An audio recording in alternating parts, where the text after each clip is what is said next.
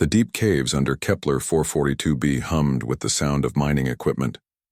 Dr. Kim Tae-ho wiped sweat from his forehead as he walked through the crystal tunnels.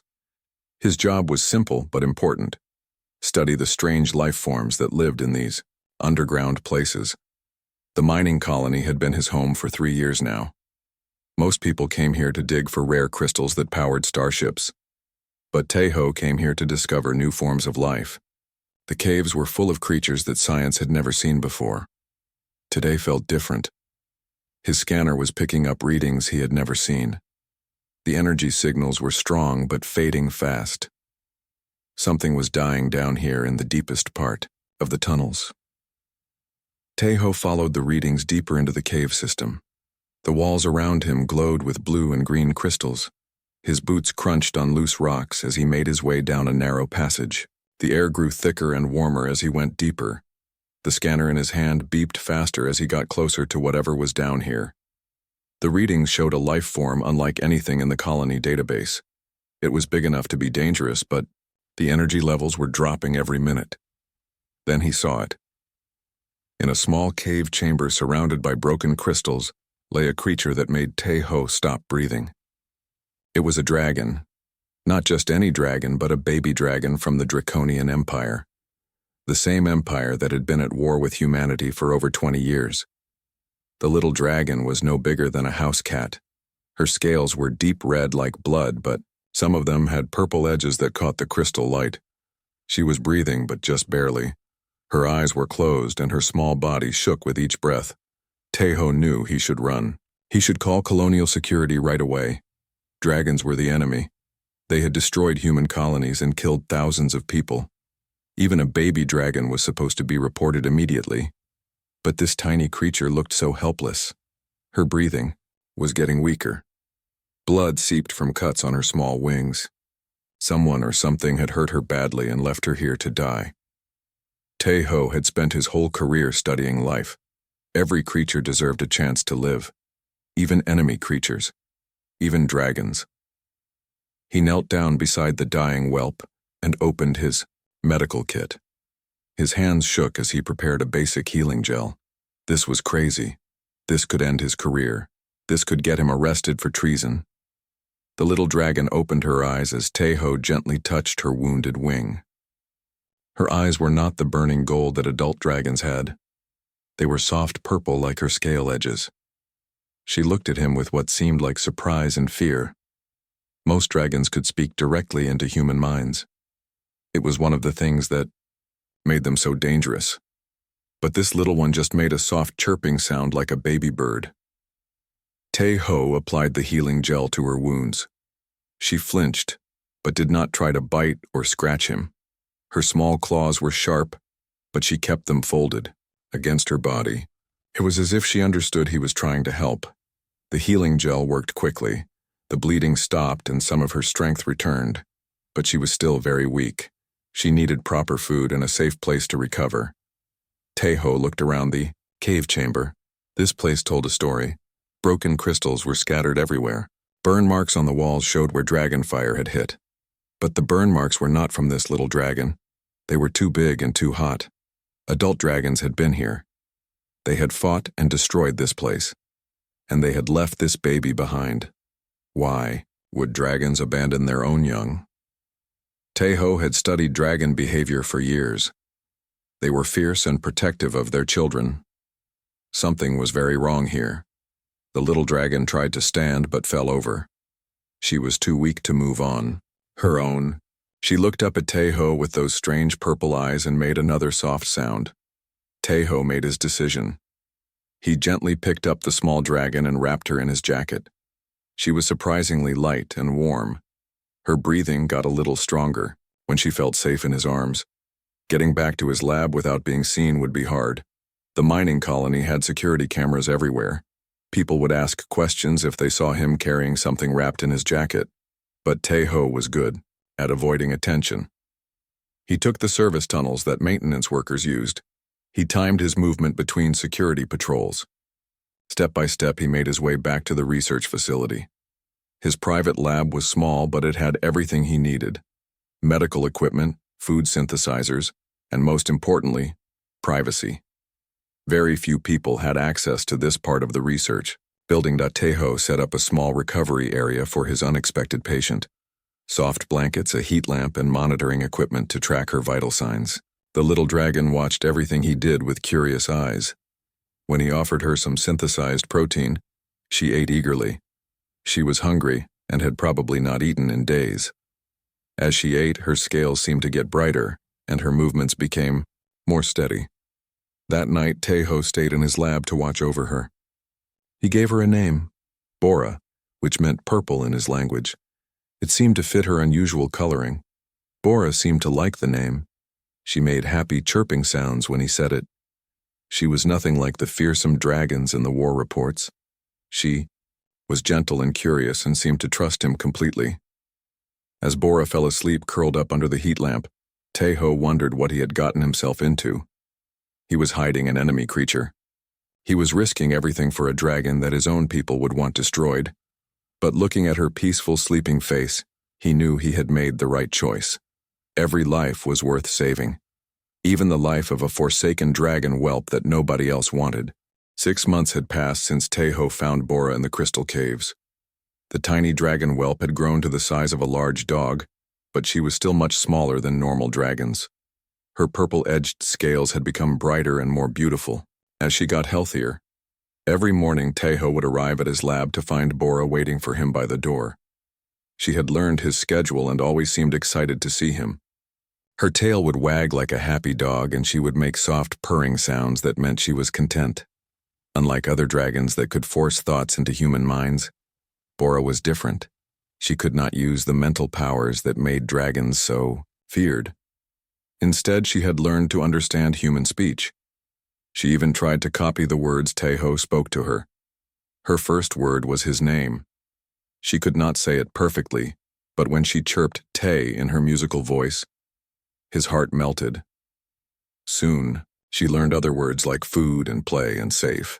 Each new word she learned made their bond stronger. Tejo had been careful to keep Bora's secret from everyone in the colony. He told his colleagues that he was working on classified research that required privacy.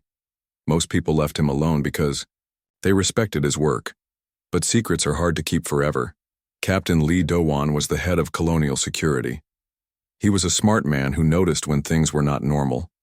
For weeks he had been tracking unusual energy readings from the research facility. The readings did not match any known equipment or experiments. One evening, Dowan decided to investigate personally. He used his security codes to enter the research building after hours. He followed the energy readings directly to Tejo's private. What he found there shocked him more than anything in his 20 years of military service. Tejo was sitting on the floor playing with a young dragon. The dragon was rolling a ball back to him with her nose and making happy sounds. When she saw Dowan in the doorway, she quickly moved to stand protectively in front of Tejo. Dowan reached for his weapon but stopped when he saw something impossible. The dragon was not attacking. She was protecting Tejo from what she saw as a threat. Her body language showed loyalty and love, not the hatred that dragons were supposed to feel for humans. "Captain, please let me explain," Tejo said calmly. He put his hand on Bora's head to keep her calm. "This is Bora. I found her dying in the cave 6 months ago." Dowan stared at them both.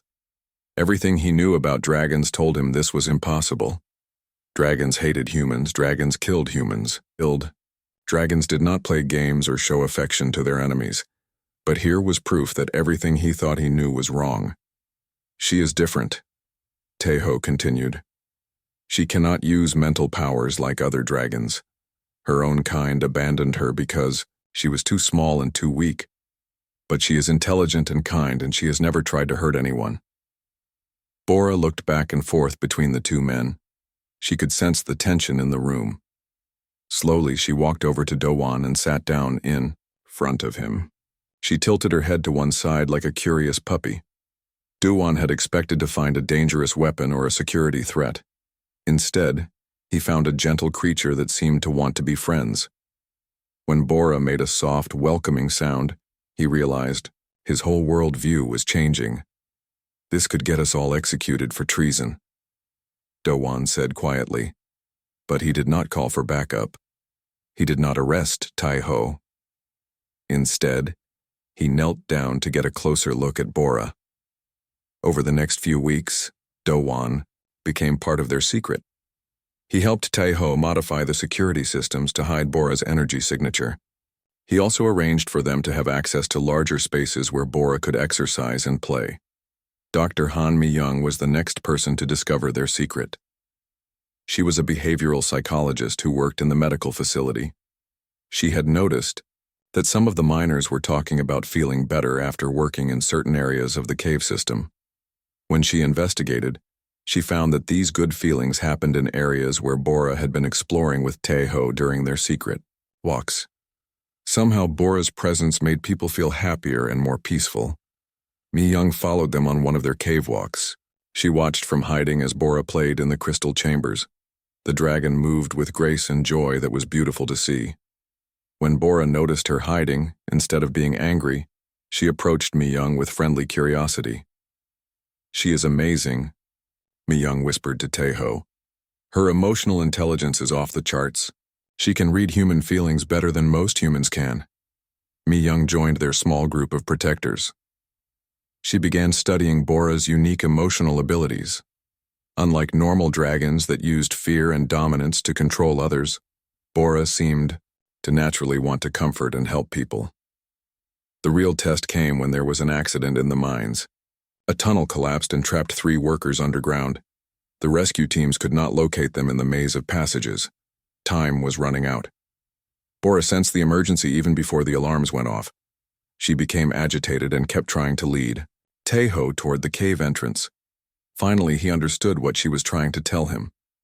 "She can hear them," Tai-ho told Do-won. "Her senses are much better than ours. She knows where the trapped miners are. They made a dangerous decision. They took Bora into the collapsed area to help with the rescue. If anyone saw her, their secret would be over." But 3 lives were at stake. Bora led the rescue team directly to where the miners were trapped. Her sensitive hearing had detected their voices through tons of rock. All 3 workers were saved because of her help. Word began to spread quietly through the colony. A few trusted people learned about the dragon who helped save lives. Instead of fear, people began to feel curiosity and even gratitude. Bora had done something that no dragon in history had ever done. She had risked her own safety to save human lives. She had shown that the bond between species could be stronger than the hatred of war. As Tai-ho watched Bora sleep that night, he realized their secret was becoming something much bigger. What had started as one man saving a dying creature was growing into something that could change how the galaxy thought about dragons and humans forever. 1 year had passed since Tai-ho found Bora in the crystal caves. What started as a secret shared by 3 people had grown into something much bigger. Word about the friendly dragon had spread through underground communication networks across the galaxy. The reaction was explosive and dangerous. Human Colonial Command received reports about a scientist who was keeping a dragon as a pet. They immediately branded Tai-ho as a traitor to humanity. Orders went out for his arrest and for the destruction of the dragon. The Draconian Empire learned about Bora through their spy networks. To them, she was an abomination that brought shame to their species. They declared that both the dragon and her human protectors must die to preserve dragon honor. Other alien species watched these developments with great interest. Some were curious about this impossible friendship. Others were afraid that it might change the balance of power in the galaxy. Commander Yoon Ji-ho of the United Earth Coalition arrived at the mining colony with a full military escort. She came expecting to find a brainwashed human and a cunning dragon spy. What she found instead changed everything she believed about the war. Ji-ho was a career military officer who had fought dragons for 15 years. She had seen the destruction they caused and the cruelty they showed to prisoners. She came to the colony ready to end this madness quickly, but when she met Bora, all her expectations crumbled. The dragon was sitting quietly beside Tai-ho in his lab. When Ji-ho entered with her armed guards, Bora did not attack or threaten. Instead, she moved protectively in front of Tai-ho, but her body language showed fear, not aggression. "Stand down," Ji-ho told her soldiers when she saw that Bora was not acting like any dragon she had ever encountered. Bora looked up at Jiho with intelligent purple eyes. The dragon seemed to understand that this human was important and dangerous. But instead of showing the typical dragon response of dominance or hatred, Bora slowly approached the commander. "She wants to show you something," Teho said softly. "She knows you are scared of her. She wants to prove that she means no harm." What happened next shocked everyone in the room. Bora lay down on her belly and rolled onto her back, exposing her vulnerable stomach. It was the ultimate gesture of trust and submission. No dragon in recorded history had ever shown such behavior to a human. Jiho stared in amazement. Everything she knew about dragon psychology told her this was impossible. Dragons were proud creatures that never showed weakness. They ruled through fear and power. They did not make gestures of peace. "May I touch her?" Jiho asked, hardly believing her own words. Teho nodded. Bora remained perfectly still as the human commander gently placed her hand on the dragon's scaled belly. Bora made a soft purring, sound that meant she was happy and relaxed. Jiho spent 3 days at the colony studying Bora and interviewing the people who knew her. What she learned challenged everything the military had taught her about the enemy. Bora showed emotions that dragons were not supposed to have. When she accidentally knocked over some equipment during play, she looked genuinely sorry and tried to fix the damage. When a young miner was injured in an accident, Bora stayed by his bedside making comforting sounds until he recovered. Most amazing of all, Bora experienced guilt and remorse. When she played too roughly and scratched Dowan during a game, she refused to eat for 2 days. She would not forgive herself until the captain showed her that his injury was healed and that he was not angry with her. "This changes everything," Jiho told her superiors in her daily reports. "This dragon displays empathy, loyalty, and moral reasoning. If one dragon can be like this, maybe others can too." But not everyone wanted to hear about peaceful dragons. The news about Bora had reached the highest levels of both human and dragon leadership. Hardliners on both sides saw her as a threat to their power. The crisis came to a head when draconian assassins infiltrated the mining colony. Their mission was simple: kill the aberrant dragon and everyone who had protected her. The shame of having a peaceful dragon could not be allowed to spread. The attack came at night when most of the colonists were sleeping.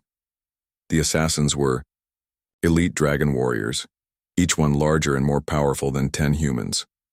They moved through the colony like shadows, heading straight for the research facility, but they had not counted on Bora's enhanced senses.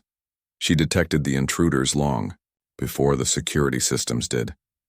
Her urgent warning calls woke Teho, who immediately alerted Dowan and the security forces. For the first time in the Galactic War, humans had advance warning of a dragon attack. The battle that followed was unlike anything in military history. Human defenders worked alongside Bora to fight against her own species.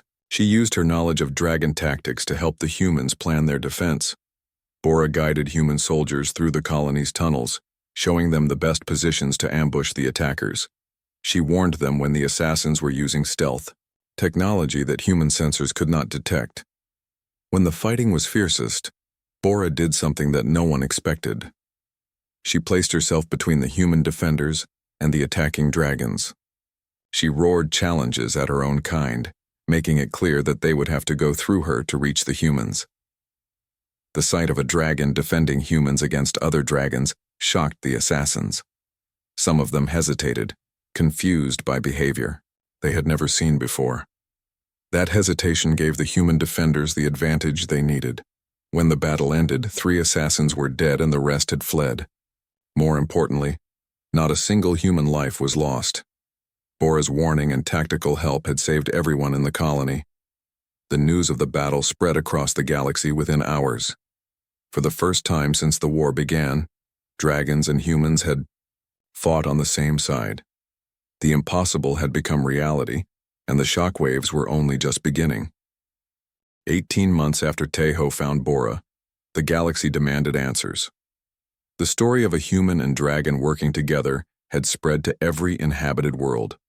Some people called it hope. Others called it treason. A joint tribunal was established on the neutral space station Harmony 1. Representatives from dozens of species gathered to judge whether the bond between Taiho and Bora was real or an elaborate trick. The future of interspecies relations hung in the balance. Ambassador Xin Wu-jin represented humanity's interests at the trial. He was a skilled diplomat who believed that Bora might be the key to ending the long war, but he faced powerful opponents who wanted to destroy her. War Prince Malachar led the draconian prosecution. He was a massive dragon with golden scales and burning red eyes. To him, Bora was a genetic mistake that brought shame to his entire species. Her very existence challenged everything dragons believed about their superiority. "This creature is not a true dragon," Malachar declared to the assembled tribunal. "She is a weak aberration that has been brainwashed by human technology. Her pathetic displays of affection are not real emotions but programmed responses." The tribunal chamber was filled with representatives from across the galaxy. The Andromedan Collective served as neutral judges. Other species watched carefully, knowing that the outcome would affect relations between all civilizations. Taiho and Bora sat together at the defendant's table. She had grown larger over the months but was still much smaller than normal dragons. Her purple-edged scales caught the light as she looked around the chamber with curious but nervous eyes. The prosecution presented their case first. They brought in military experts who testified about dragon psychology and behavior. Every witness said the same thing. What Bora displayed was impossible for a true dragon. "Dragons do not feel guilt," one expert declared. "Dragons do not show remorse. Dragons do not sacrifice themselves for other species. This creature either has a damaged brain or is following human programming." Malachar himself took the stand to speak about dragon nature. His voice was deep and commanding as he explained why Bora could not be what she appeared to be. "We are superior beings," he said proudly. "We rule through strength and intelligence. We take what we want and destroy what opposes us. No true dragon would lower herself to serve humans like a pet animal." When it was time for the defense, Wu-jin presented a different view. He brought in scientists who had studied Bora's brain scans and genetic patterns. All the tests showed she was completely natural with no signs of technological manipulation. Dr. Mi-young testified about Bora's emotional intelligence and empathy. She presented recordings of Bora comforting injured miners and playing gently with human children. The evidence showed behaviors that could not be faked or programmed. Captain Do-won described the night Bora warned the colony about the assassins. His testimony made it clear that she had saved human lives by betraying her own species. No amount of programming could have predicted that specific situation. But the most important testimony came from Bora herself. The tribunal had debated whether to allow a dragon to speak in her own defense. Dragons normally communicated through mental domination, forcing their thoughts into other minds. But Bora was different. She walked to the center of the chamber and began to speak in clear galactic standard. Her voice was musical and gentle, nothing like the harsh mental voices of other dragons. "Honored judges," she began. "They call me broken because I cannot control minds. They call me weak because I choose cooperation over conquest. But I have learned something my kind has forgotten." The chamber fell completely silent. No one had ever heard a dragon speak with such humility and wisdom. "Strength shared is strength multiplied," Bora continued. "When I work with humans, we accomplish things that neither of us could do alone. When I protect them, they protect me in return. This is not weakness. This is a different kind of power." Malachar roared in anger. "You are no dragon. You are a pet that has learned to repeat human words." Bora looked directly at the war prince with her calm purple eyes. "I am not humanity's pet or prisoner. I am their daughter, and they are my family. Family is something you choose, not something forced upon you by blood or species." The dragon's words hit the chamber like a shockwave. Across the galaxy, billions of beings watched the broadcast and heard something they had never imagined: a dragon speaking about love instead of conquest. "You offer me acceptance by my birth species if I betray my chosen family," Bora said to the tribunal. "But what kind of acceptance requires me to destroy those I care about? What kind of strength demands that I hurt the innocent?" She turned to address the entire assembly. I have seen both ways of living. I have seen the path of dominance that leaves everyone afraid and alone, and I have seen the path of cooperation that creates bonds stronger than any chains. I choose the path that builds instead of destroys. I choose the family that loves me for who I am, not who they want me to be. I choose to be the dragon that my human family helped me become. When Bora finished speaking, the chamber remained silent for a long moment. Even some of the dragon representatives looked thoughtful instead of angry. The tribunal judges deliberated for 3 days. When they returned, the lead Andromedan judge announced their decision. We find that the bond between Dr. Kim Tae-ho and the dragon Bora is genuine and beneficial to both parties. We recommend that both species study this relationship as a model for future cooperation. But the judge also issued a warning. This decision will not end the conflicts between your peoples. It may even make them worse in the short term. Those who profit from war will see peace as a threat to their power. The words proved prophetic. Within hours of the announcement, hardline factions on both sides began planning their response. The galaxy had heard Bora's message of hope, but not everyone wanted to listen. As Tae-ho and Bora prepared to leave the station, they knew their real challenges were just beginning. They had won the legal battle, but the war for hearts and minds across the galaxy was far from over. The bond between one human and one dragon had been tested and proven genuine. Now it was time to see if that bond was strong enough to change the destiny of entire civilizations. 2 years after Tae-ho found Bora in the crystal caves, her words at the tribunal had ignited something that no one had expected. Across the galaxy, the impossible was happening. Other dragons were seeking sanctuary with humans. The first to arrive was a young dragon named Haru, who had been cast out for refusing to kill human prisoners. Then came an older female called Nabi, who had been secretly helping human slaves escape from dragon worlds. One by one, they found their way to human colonies, seeking the same acceptance that Bora had found. Dr. Choi Hyun-woo now headed the Interspecies Integration Program. His job was to establish safe houses and protocols for dragon defectors. It was dangerous work because both human hardliners and dragon loyalists wanted these refugees dead. Each one who comes to us is risking everything, Hyun-woo explained to the Integration Council. They are abandoning their entire civilization based on the hope that humans might accept them. The program operated in secret from hidden facilities across human space. Tae-ho and Bora traveled from colony to colony, helping newly arrived dragons adjust to life among humans.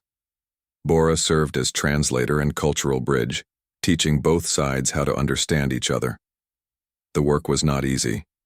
Many humans still feared all dragons, even those seeking peace. Some dragons struggled to abandon lifetimes of conditioning that taught them humans were inferior prey animals. Trust had to be built one conversation at a time. But slowly, something beautiful began to emerge. Human engineers worked with dragon fire shapers to create new technologies. Human doctors learned dragon healing techniques while dragon defectors shared knowledge about their species' biology and psychology. The real breakthrough came when General Vextar the Enlightened made his dramatic announcement. He was one of the most respected military leaders in the Draconian Empire. His decision to break away and form the Free Dragons shook the foundations of dragon society. I have seen the recordings of the small dragon called Bora, Vextar declared in his broadcast to the Empire. Her words carry more wisdom than 1,000 military victories. She has shown us a path we forgot existed, the path of cooperation instead of conquest. Within weeks, thousands of dragons had joined the Free Dragon movement. Entire fleets defected from the Empire and sought alliance with human forces. The galaxy had never seen anything like it. The Draconian Empire, facing civil war and rebellion, made a desperate decision. They would launch one final massive assault to destroy the human core worlds before the revolution could spread further. If they could not rule the galaxy through fear, they would rule over ashes. The target was New Sol Station, humanity's most important military and civilian hub. Over 10 million humans lived and worked there. Its destruction would cripple human resistance and show other species what happened to those who opposed dragon rule. The attack began with unprecedented force. Hundreds of dragon warships emerged from hyperspace around the station. Their goal was simple: complete annihilation of everything in the system, but the Empire had not counted on their own kind fighting against them. General Vextar arrived with the Free Dragon fleet just as the assault began. For the first time in galactic history, dragons fought dragons while human forces coordinated their defense alongside their former enemies. Teho and Bora were at New Sol Station when the attack started. As alarms blared and civilians evacuated, Bora made an unexpected request. "I want to fly with the human pilots," she told Teho. "My small size might be an advantage in a fighter craft. I can help them understand dragon tactics better than any briefing." It was incredibly dangerous. Bora had never been in space combat before, but squadron leader Kang Min-ho was willing to try anything that might save lives. They modified a two-seat fighter to accommodate Bora's unique physiology. She could communicate directly with Min-ho through their helmet systems, giving him real-time intelligence about enemy movements and intentions. The battle that followed changed warfare forever. Human pilots guided by dragon tactical insights proved devastatingly effective against traditional dragon formations. Bora's ability to predict enemy behavior gave their small squadron an incredible advantage. "Enemy formation breaking left," she would warn Min-ho seconds before sensors could detect the movement. "3 ships diving low. They are trying to flank our cruiser." The partnership worked both ways. Min-ho's human creativity and adaptability complemented Bora's instinctive understanding of dragon psychology. Together they developed new combat techniques that neither species had imagined possible. Lieutenant Colonel Oh Soo-jin coordinated the mixed human-dragon fleet operations from the command center. She watched in amazement as free dragons and human ships moved together like a perfectly choreographed dance. "Dragon fire support covering human missile runs," she reported to the fleet commanders. "Free dragon interceptors protecting our transport evacuations. This level of coordination should be impossible, but it works." The tide of battle turned when Bora and Min-ho led a daring assault on the Empire flagship. Using Bora's knowledge of dragon ship design, they identified a critical weakness that human intelligence had never discovered. Their fighters streaked through the massive ship's defenses like a needle through cloth. Bora guided Min-ho to the exact spot where a single well-placed shot could disable the command vessel's primary systems. When the flagship fell silent and began drifting powerless through space, the remaining Empire forces lost their coordination. Many of them had been following orders through pure discipline rather than belief. Seeing their own kind fighting against them, some began to question everything they had been taught. The battle ended not with complete victory for either side, but with something more important: proof that cooperation between species was not just possible, but superior to traditional warfare. As the surviving Empire ships retreated, General Vextar sent a message to the fleet. "Any dragon who wishes to join the path of peace is welcome among the free dragons. We fight not to conquer but to protect. We serve not ourselves alone but the greater good of all species." Hundreds of dragon pilots defected during the withdrawal. They had seen their own kind working in harmony with humans and realized that Bora's message was not just words but a practical reality. The Battle of New Sol Station became the turning point of the war. But more than that, it proved that the bond between one human scientist and one abandoned dragon whelp had grown into something that could reshape civilization itself. As Teho watched Bora and Min-ho celebrate their successful mission together, he realized that what had started as an act of compassion in a crystal cave had become a revolution that would echo across the stars for generations to come. 5 years had passed since Teho discovered a dying dragon whelp in the crystal caves of Kepler 442b. The galaxy had transformed in ways that no one could have imagined when he made that fateful decision to save her life. The galactic war had ended not with conquest or surrender but with understanding. The Kepler Accords were signed at the very mining colony where Teho had first found Bora. Representatives from dozens of species gathered in the same crystal caves where their story began to establish new principles of interspecies relations. Ambassador Teho, as he was now known throughout the galaxy, stood beside the negotiating table where former enemies worked together to build a peaceful future. His title of Ambassador of First Contact reflected his role in creating the first successful bond between human and dragon. Bora had grown into her full adult size, though she remained smaller than typical dragons. Her purple-edged scales had deepened to a beautiful violet that caught the crystal light magnificently. She now served as the first interspecies harmony coordinator, helping other species learn to work together. The mining colony had been transformed into New Harmony City, a multicultural hub where beings from across the galaxy came to live, work, and learn together. The Crystal Caves had become a pilgrimage site where people came to remember how peace had begun, with one act of compassion. Children of different species played together in the city's integrated schools. Human children learned alongside young dragons, while alien youth from dozens of worlds discovered that friendship transcended the boundaries of biology. What had once been impossible was now so normal that the children could not imagine it any other way. Dr. Park Sora, Taeho's former colleague, now directed the Interspecies Medical Research Institute. Human and dragon healers worked side by side, combining their knowledge to cure diseases that had plagued both species for centuries. The breakthrough in neural regeneration came when we combined human surgical techniques with dragon bioenergy manipulation, she explained to visiting scientists. Neither species could have developed this treatment alone. Captain Dowan had been promoted to general and commanded the first integrated peacekeeping force in galactic history. His units included humans, reformed dragons, and volunteers from allied species who worked together to protect trade routes and settle disputes peacefully. The former Draconian Empire had been restructured as the Draconian Republic. General Vexistar served as their first elected leader, implementing democratic reforms that gave every dragon a voice in their government. The old system of rule by dominance had been replaced by cooperation and consensus.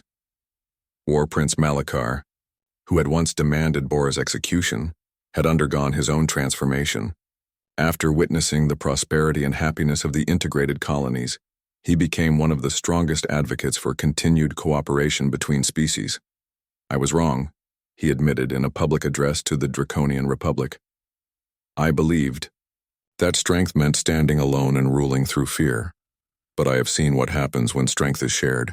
Our people are happier, healthier, and more prosperous than they have ever been. The changes went far beyond politics and military alliances. Mixed species families were becoming common throughout the galaxy.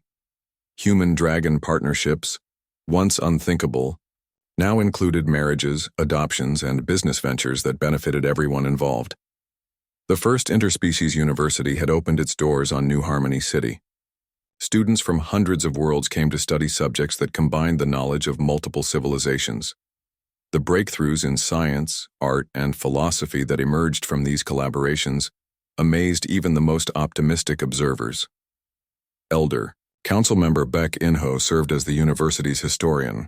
He had begun writing the definitive account of what scholars now called the Great Adoption, the story of how one human's decision to save an abandoned dragon had changed the course of galactic civilization.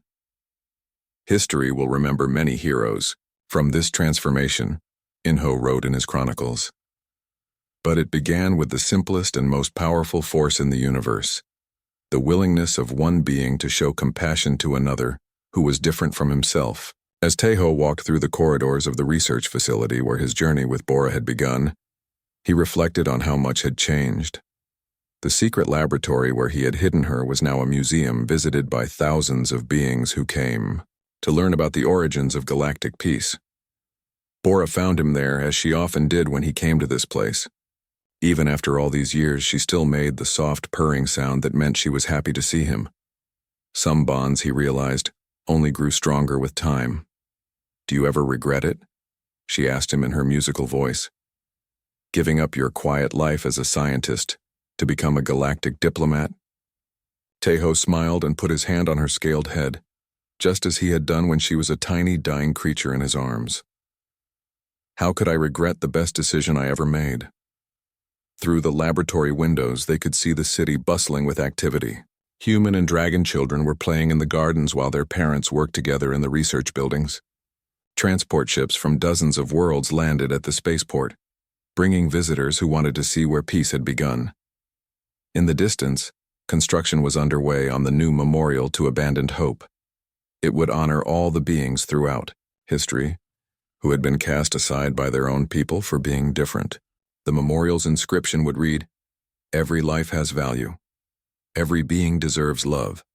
Every act of compassion can change the world." Little Park Seo-young ran up to them with her best friend Hanul, a young dragon with bright blue scales. The children had been working on a school project about the history of their city. "Ambassador Taeho," Seo-young said excitedly, "we want to interview you for our report about the old days when humans and dragons were enemies."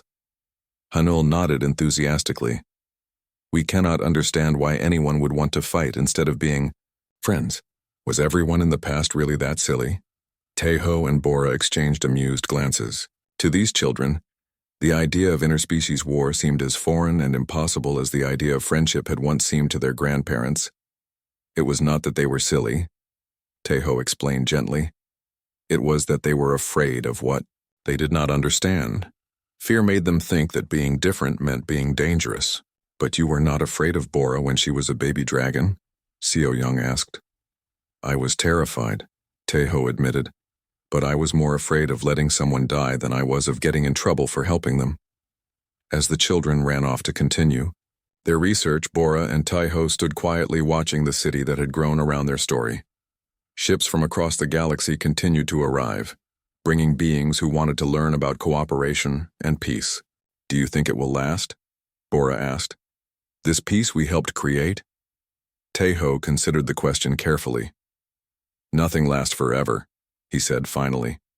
"But we have given the galaxy something it never had before. Proof that different species can not just coexist, but thrive together. Even if conflicts arise again, no one can claim it is impossible to live in peace." The sun was setting over New Harmony City, painting the crystal formations in brilliant colors. In the growing twilight, the lights of the city began to twinkle, like stars brought down to earth. It was beautiful and peaceful and full of hope for the future. Somewhere in the galaxy, other beings faced with choices between fear and compassion would remember the story of a human scientist and an abandoned dragon. They would remember that the greatest adventures begin not with grand gestures, but with simple acts of kindness. The shockwaves of that first act of compassion would continue to echo across the stars for generations to come, carrying the message that love is always stronger than hate, and that every life, no matter how small or different, has the power to change the universe.